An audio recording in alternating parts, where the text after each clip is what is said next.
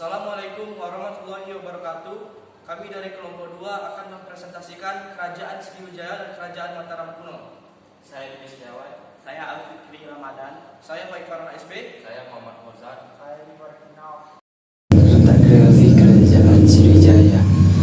Sriwijaya merupakan kerajaan bahari yang banyak memiliki pengaruh Nusantara dengan daerah kekuatan berdasarkan peta yang membentang dari Kamboja, Thailand, Semenanjung dan Malaysia, Sumatera, Jawa Barat, dan kemungkinan Jawa Tengah. Hal ini disebabkan letak Kerajaan Sriwijaya dekat dengan Selat Malaka. Selat Malaka saat itu merupakan jalur perdagangan yang satunya yang dikenal oleh pedagang. Berdasarkan penemuan prasasti, dapat dikatakan bahwa letak Kerajaan Sriwijaya adalah di daerah Sumatera bagian selatan. Pusat pemerintahan berada di Musi atau kota Palembang.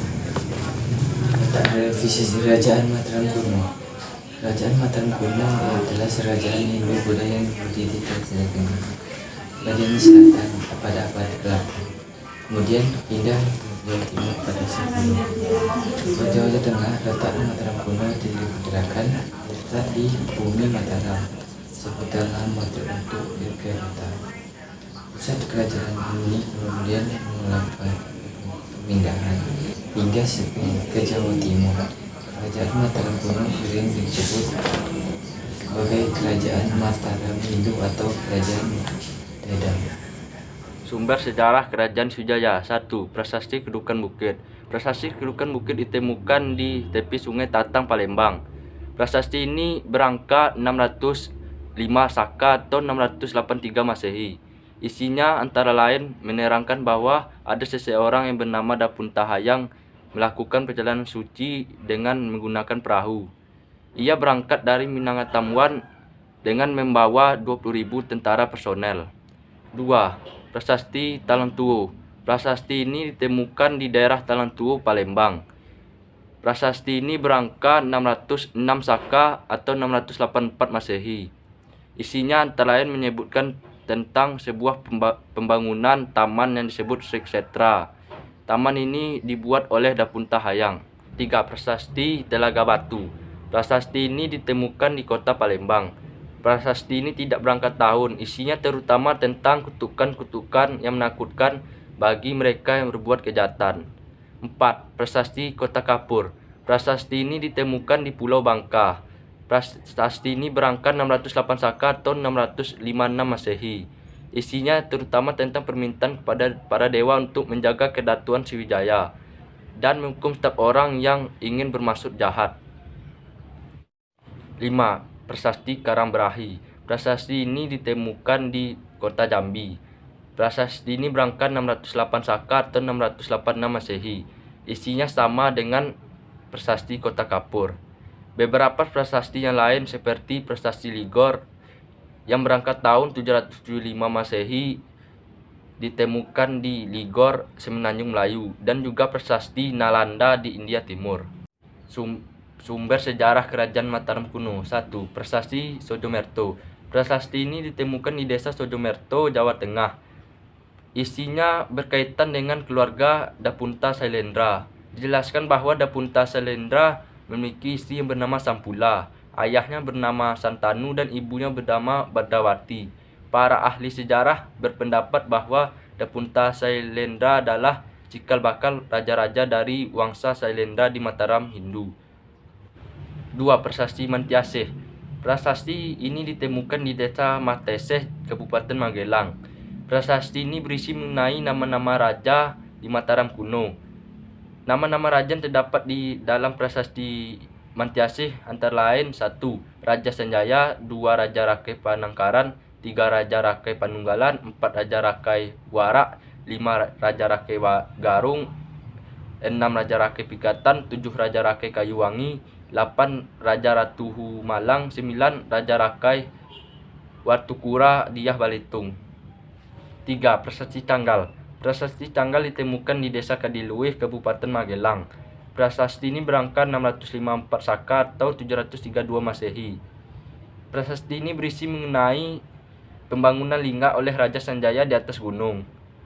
Disebutkan pula bahwa Pulau Jawa sangat makmur dan kaya akan padi dan emas. 4. Prasasti Gondosuli. Prasasti ini ditemukan di Desa Gondosuli, Kabupaten Temanggung. Prasasti ini berangkat tahun 832 Masehi. Prasasti ini berisi mengenai masa-masa kejayaan dinasti Sanjaya di Mataram kuno. Dijelaskan pula kehidupan sosial budaya masyarakat setempat pada masa itu. Sementara itu, beberapa candi peninggalan kerajaan Mataram kuno dapat dijadikan sumber sejarah, yaitu 1. Candi Arjuna, 2. Candi Bima, 3. Candi Borobudur, 4. Candi Mendut, 5. Candi Puntadewa, 6. Candi Pawon, 7. Candi Semar, dan 8. Candi Sewu. Saya Faik Farhan SB akan menjelaskan sistem pemerintahan Kerajaan Sriwijaya. Sistem pemerintahan Kerajaan Sriwijaya berbentuk kerajaan berbasis maritim, di mana perpindahan kekuasaan didasarkan pada garis keturunan. Kerajaan Sriwijaya merupakan kerajaan maritim yang armada laut mereka dikenal salah satu yang terbaik. Sriwijaya dikatakan memperluas wilayah dengan jalan ekspansi militer, di mana sistem pemerintahan yang dianut oleh mereka menjadikan mereka kerajaan maritim dengan wilayah yang luas. Kerajaan Sriwijaya tidak terlepas dari raja-raja yang berpengaruh pada saat itu. Berikut nama-nama raja yang memerintah Kerajaan Sriwijaya. Yang pertama adalah Raja Dapuntahyang. Raja Dapuntahyang adalah raja pertama yang memerintah Kerajaan Sriwijaya. Dalam prasasti Kudukan Bukit dan Talang Tuo telah ditulis sebutan Dapuntahyang. Raja Dapuntahyang banyak melakukan usaha perluasan daerah. Berikut nama daerah yang berhasil dikuasai Raja Dapuntahyang. Yang pertama, Tulang sampai Bawang yang terletak di daerah Lampung. Yang kedua, daerah Kaedah yang terletak di bagian barat Semenanjung Melayu. Yang ketiga, Pulau Bangka yang terletak di pertemuan perdagangan internasional. Yang keempat, daerah Jambi yang terletak di tepi Sungai Batanghari. Yang kelima, Tanah Genting Kera adalah tanah genting bagian utara Semenanjung Melayu. Yang terakhir, Kerajaan Mataram dan Kerajaan Kalingga. Raja yang kedua yaitu Raja Bala Putradewa. Raja yang terkenal dari Kerajaan Sriwijaya adalah Raja Bala Putradewa. Bala Putradewa memerintah sekitar abad ke-9 Masehi. Pada masa pemerintahannya, Kerajaan Sriwijaya berkembang pesat dan mencapai zaman keemasan. Bala Putradewa mencapai zaman kejayaannya pada bidang ekonomi, pendidikan, dan budaya. Raja Bala Putradewa adalah keturunan dari dinasti Shailendra, yakni putra dari Raja Samaratungga dan Dewi Tara dari Kerajaan Sriwijaya. Hal tersebut diterangkan dalam prasasti Nalanda. Yang ketiga adalah Raja Sudamani Warmadewa. Raja Sudamani Warmadewa menjadi raja pada tahun 990 Masehi. Pada masa pemerintahannya, Kerajaan Sriwijaya diserang oleh Raja Dharmawangsa dari Jawa bagian timur. Akan tetapi, serangan tersebut berhasil digagalkan oleh tentara Kerajaan Sriwijaya. Sri Sudamani Warmadewa kemudian digantikan oleh putranya yang bernama Raja Marawijaya Tunggawarman. Pada masa pemerintahannya, Kerajaan Sriwijaya memiliki hubungan dengan Raja Raya Satu Chola Mandala. Pada masa itu, Sriwijaya terus mempertahankan kebesarannya. Selanjutnya saya akan menjelaskan sistem pemerintahan Kerajaan Mataram kuno. Kerajaan Mataram kuno adalah kerajaan yang berdiri di Jawa Tengah pada abad ke-8. Kerajaan Mataram kuno dipimpin oleh dua dinasti, dinasti Shailendra dan dinasti Sanjaya. Berikut nama-nama raja yang memerintah Kerajaan Mataram kuno. Yang pertama yaitu Ratu Sanjaya. Raja Sanjaya memerintah Kerajaan Mataram kuno tahun 732 sampai 760 Masehi. Raja Sanjaya merupakan pemegang kekuasaan pertama. Hal ini dibuktikan dengan adanya prasasti Chandra Raja Sanjaya. Raja Sanjaya dikenal sebagai raja yang adil, bijaksana, dan taat dalam beribadah. Pada pertengahan abad ke-8, Raja Sanjaya wafat dan digantikan oleh putranya yang bernama Rakai Panangkaran. Raja Panangkaran mendukung adanya perkembangan agama Buddha mendukung adanya perkembangan agama Buddha. Hal ini dibuktikan dengan adanya prasasti Kalasan yang berangka 778 tahun. Raja Panangkaran memberikan hadiah sebuah tanah dan memerintahkan membangun sebuah candi untuk Dewi Tara dan membangun biara untuk para pendeta agama Buddha. Bangunan tersebut terletak di Kalasan. Kerajaan Mataram kuno mencapai puncak kejayaannya saat dipimpin oleh Raja Balitung. Raja Balitung memerintah pada tahun 898 sampai 910 Masehi. Di bawah kepemimpinannya, daerah bagian timur Mataram kuno berhasil ditaklukkannya. Kemudian berkembang hingga ke wilayah Jawa Timur Malang. Perpindahan ibu kota dari Jawa Tengah ke Jawa Timur telah memudahkan lalu lintas perdagangan, menjadikan Mataram kuno sebagai akses salah satu pelayar menuju Laut Jawa. Untuk raja terakhir adalah Raja Dharmawangsa Teguh yang memimpin tahun 991 sampai 1007 Masehi. Sampai 1007. Kerajaan Sriwijaya akhirnya mengalami kemunduran karena beberapa hal antara lain. Keadaan sekitar Sriwijaya berubah, tidak lagi dekat dengan pantai. Hal ini disebabkan aliran sungai Musi, Ogan, dan Komering banyak membawa lumpur. Akibatnya Sriwijaya tidak baik untuk berdagang. Banyak daerah kekuasaan Sriwijaya yang melepaskan diri. Hal ini disebabkan terutama karena melemahnya angkatan laut Sriwijaya, sehingga penawaran semakin sulit. Dari segi politik, beberapa kali Sriwijaya mendapatkan serangan dari kerajaan 2 kali. Tahun 1017 Masehi, Sriwijaya mendapatkan serangan dari Raja Randekola dari Kolamandra. Namun Sriwijaya masih dapat bertahan. Tahun 1025, Raja Kartanegara dari Singasari melakukan ekspedisi Melayu. Lepas tahun 1377, armada angkatan laut Majapahit menyerang Sriwijaya. Serangan ini mengakhiri riwayat kerajaan Sriwijaya. Kerajaan Mataram kuno. Riwayat ibu kota kerajaan Mataram kuno atau kerajaan Medang di Jawa Tengah runtuh akibat letusan gunung berapi. Runtuhnya ini konon diduga akibat letusan gunung Merapi yang berdiri megah di perbatasan Jawa Tengah dan Yogyakarta. Akibat pemerintah kerajaan Mataram kuno di Jawa Tengah runtuh, Empu Sindok pun menjadi Raja Mataram yang memerintah di Jawa Timur. Hal ini terjadi setelah pemindahan pusat kerajaan dari Jawa Tengah ke Jawa Timur. Sebagaimana diketahui, pemerintah Raja Rakai Sumba Buah Wawa di Mataram berakhir dengan tiba-tiba. Pada saat itu letusan dahsyat gunung berapi menjadikan sebagai puncak gunung lenyap dan terjadi pergeseran lapisan tanah ke arah barat daya. Akibatnya terjadi lipatan yang antara lain membentuk pada lempengan pegunungan Monoren. Letusan yang disertai gempa bumi dan banjir lahar, hujan abu dan batuan yang sangat mengerikan. Fenomena ini bahkan sampai menerjang kawasan ibu kota Medang, Kerajaan Mataram. Bencana ini pun merusak ibu kota Medang dan banyak daerah permukiman di Jawa Tengah. Hal ini yang menjadi alasan utama perpindahan ibu kota kerajaan Mataram dari Medang ke Tamulang di wilayah keseluruhannya yang terletak di Jatim.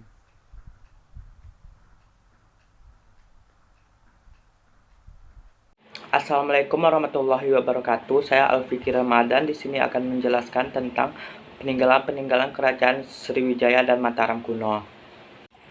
1. Prasasti Kedukan Bukit. Prasasti Kedukan Bukit ditemukan di tepi Sungai Tatang dekat Palembang. Prasasti ini berangka tahun 605 Saka atau 683 Masehi. Isinya antara lain menerangkan bahwa seseorang bernama Dapunta yang mengadakan perjalanan suci atau siddhayatra dengan menggunakan perahu. Ia berangkat dari Minangatam Wan dengan membawa tentara 20.000 personel. 2. Prasasti Talang Tuo. Prasasti Talang Tuo ditemukan di sebelah barat kota Palembang di daerah Talang Tuo. Prasasti ini berangkat tahun 606 Saka atau 684 Masehi. Isinya menyebutkan tentang pembangunan sebuah taman yang disebut Sri Kshetra. Taman ini dibuat oleh Dapuntahyang Srijayanaga. 3. Prasasti Telaga Batu. Prasasti Telaga Batu ditemukan di Palembang. Prasasti ini tidak berangkat tahun. Isinya terutama tentang kutukan-kutukan yang menakutkan bagi mereka yang berbuat kejahatan. 4. Prasasti Kota Kapur. Prasasti Kota Kapur ditemukan di Pulau Bangka berangkat tahun 608 Saka atau 656 Masehi. Isinya terutama permintaan kepada para dewa untuk menjaga kedatuan Sriwijaya dan menghukum setiap orang yang bermaksud jahat. 5. Prasasti Kerang Berahi. Prasasti Kerang Berahi ditemukan di Jambi berangkat tahun 608 Saka atau 686 Masehi. Isinya sama dengan isi Prasasti Kota Kapur. 6. Prasasti Ligor. Prasasti Ligor merupakan peninggalan kerajaan Sriwijaya. Ini ditemukan di wilayah Thailand Selatan, tepatnya di Ligor atau sekarang dikenal dengan Nakhon Si Thammarat. Terdapat 2 prasasti Ligor yang kemudian dinamai Prasasti Ligor A dan Prasasti Ligor B. 7. Prasasti Leiden. Prasasti Leiden berisi tulisan berbahasa Sanskerta dan bahasa Tamil. Prasasti peninggalan kerajaan Sriwijaya ini tersimpan di Leiden, Belanda. Prasasti Leiden mengisahkan tentang hubungan dinasti Chola dari Tamil dan dinasti Sailendra dari Sriwijaya yang berjalan dengan baik. 8. Prasasti Palas Pasemah. Ditemukan di desa Palas Pasemah, Lampung. Prasasti peninggalan kerajaan Sriwijaya ini ditulis dalam bahasa Melayu kuno dengan aksara Palawa. Prasasti yang terbuat dari batu ini menceritakan tentang kutukan kepada mereka yang tidak mematuhi peraturan di kerajaan Sriwijaya. 9. Prasasti Hujung Langit. Prasasti peninggalan kerajaan Sriwijaya yang terakhir adalah Prasasti Hujung Langit. Prasasti ini ditemukan di Desa Haka Kuning, Kecamatan Balik Bukit, Lampung Barat. Selanjutnya kita memasuki candi. 10. Candi Muaro Jambi. Candi peninggalan kerajaan Sriwijaya yang pertama adalah Candi Muaro Jambi. Kompleks candi Hindu-Buddha ini disebut sebagai candi terluas di Asia Tenggara. Luas Candi Muaro Jambi disebut mencapai 3.981 hektar dan berlokasi di Kecamatan Marosebo, Kabupaten Muaro Jambi. Para arkeolog meyakini Candi Muaro Jambi didirikan antara abad 7 hingga abad 12 Masehi. Di dalam kompleks Candi Muaro Jambi terdapat kurang lebih 9 candi, yaitu Candi Koto Mahligai, Kedaton, Gedong 1, Gedong 2, Gumpong Tinggi, Telugorajo, Kembar Batu, dan Candi Astana. 11. Candi Muara Takus. Candi Muara Takus merupakan candi peninggalan kerajaan Sriwijaya yang berlokasi di Kecamatan 13, Kota Kampar, Kabupaten Kampar, Riau. Di dalam kompleks candi ini terdapat beberapa candi, yaitu Candi Sulung, Candi Bungsu, Mahligai Stupa, dan Palangka. 12. Candi Biaro Bahal. Candi peninggalan kerajaan Sriwijaya berikutnya adalah Candi Biaro Bahal atau juga kerap disebut Candi Bahal atau Candi Pertiwi, terletak di Desa Bahal, Kecamatan Padang Bola, Kabupaten Tapanuli Selatan, Sumatera Utara. Dalam kompleks candi peninggalan kerajaan Sriwijaya ini terdapat Candi Bahal 1, Candi Bahal 2, dan Candi Bahal 3. Adalah peninggalan kerajaan Mataram kuno. 1. Prasasti Canggal. Prasasti ini berangkat tahun 654 Saka atau 732 Masehi. Prasasti ini ditemukan di halaman Candi Gunung Wukir, tepatnya di Dusun Canggal, Desa Kadiluwi, Kecamatan Salam, Kabupaten Magelang, Jawa Tengah. 2. Prasasti Kalasan. Prasasti ini merupakan peninggalan Wangsa Sanjaya pada tahun 778 Masehi. Prasasti ini ditemukan di Kecamatan Kalasan, Sleman, Yogyakarta. 3. Prasasti Klura. Prasasti ini berangkat tahun 782 Masehi yang ditemukan di dekat Candi Lumbung, Desa Kelurak, di sebelah utara kompleks Percandian Prambanan. 4. Prasasti Kedua atau Mantiasih. Prasasti ini peninggalan Wangsa Sanjaya pada tahun 907 Masehi.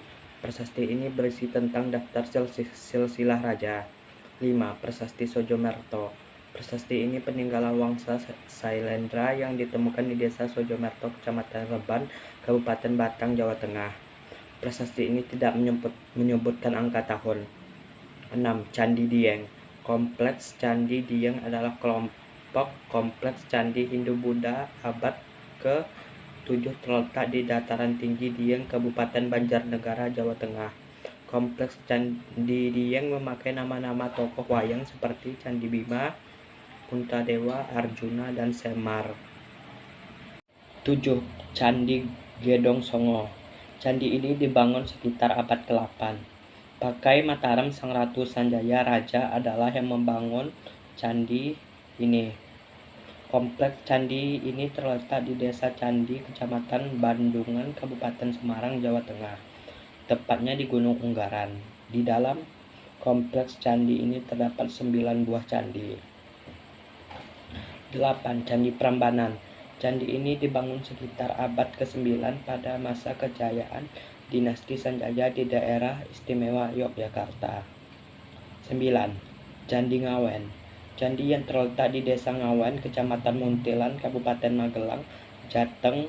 Berdasarkan gaya arsitektur bangunannya, Candi Ngawen dibangun sekitar abad ke-9 sampai 10 Masehi. 10. Candi Mendut. Candi yang memiliki corak Buddha. Candi ini terletak di Jalan Wayor Kusen, Kota Mungkit, Magelang, Jawa Tengah. Didirikan pada masa pemerintahan Raja Indra dari dinasti Sailendra. 11. Candi Pawon. Candi Pawon terletak di Desa Borobudur, Kecamatan Borobudur, Kabupaten Magelang, Jawa Tengah. Letak Candi Mendut, Candi Pawon, dan Candi Borobudur yang berada pada satu garis lurus mendasari dugaan bahwa ketiga candi Buddha tersebut memiliki hubungan yang erat. 12. Candi Borobudur. Candi ini didirikan oleh Raja Samardungga dari dinasti Sailendra pada abad ke-9. Candi ini terletak di antara dua bukit, tepatnya di Desa Borobudur, Kecamatan Borobudur, Kabupaten Magelang, Jawa Tengah.